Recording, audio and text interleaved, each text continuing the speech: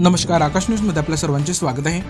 लोकार्पणाची वाट पाहणाऱ्या प्रशासकीय इमारतीत प्रेमी युगलांच्या उत्साहात, व्हिडिओ कॅमेऱ्यात कैद। राज्य शासनाने गतिमान प्रशासन देण्याच्या दृष्टीने भंडारा जिल्ह्यातील लाखांदूर येथे कोट्यवधी रुपये खर्च करून प्रशासकीय इमारतीचे बांधकाम केले आणि ही इमारत महाराष्ट्रात अव्वल नंबरची ठरली।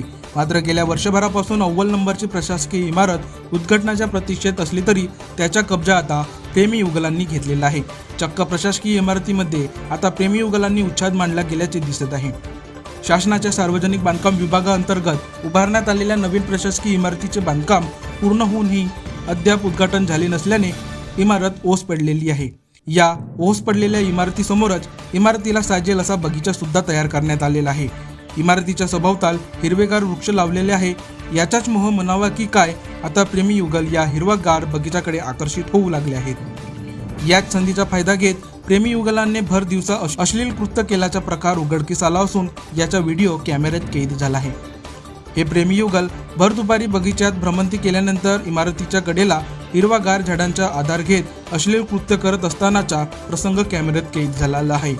सदर इमारत ही भरवस्तीत असून या इमारतीसमोरून राष्ट्रीय महामार्ग जात असल्याने नेहमीच वाहतुकीची वर्दळ असते। अशाही स्थितीत प्रेमात रंगलेले प्रेमी युगल जनतेकडे नजरअंदाज करीत हे गैरकृत्य करीत असल्याने आता खमंग चर्चेला सुरुवात झाली आहे।